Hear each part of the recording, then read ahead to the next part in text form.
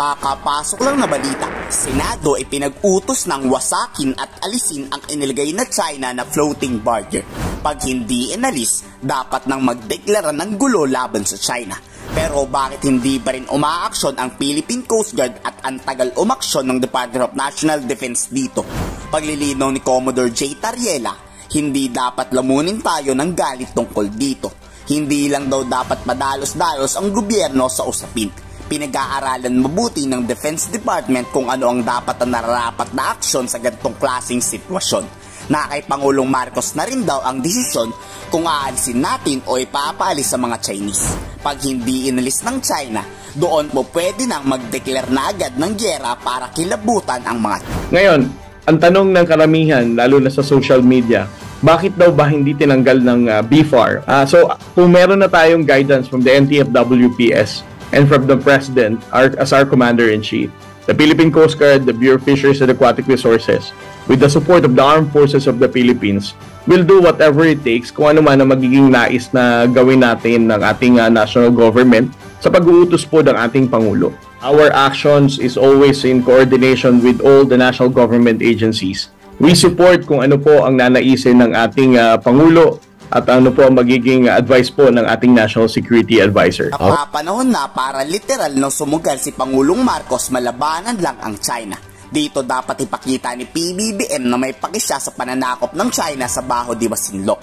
Kung hindi aaksyon si PBBM tungkol dito, paniguradong lalakas ang loob ng China na magtayo na naman ng kampo dahil wala daw pake ang ating gobyerno.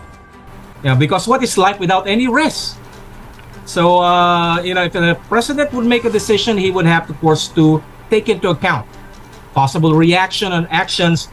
But of course, the worst scenario is to take no action at all.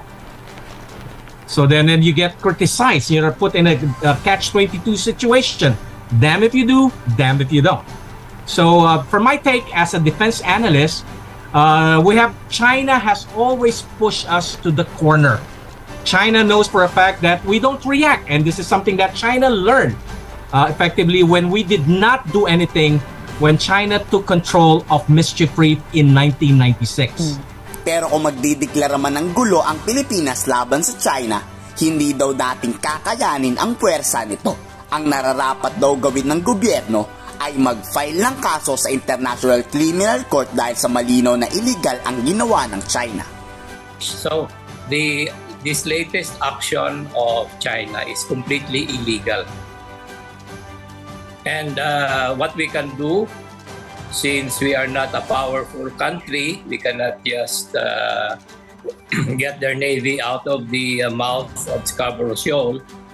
My recommendation is for the Office of the Solicitor General to file a new case to bring again China to take them to task for this illegal action, and to this time to couple the case with damages.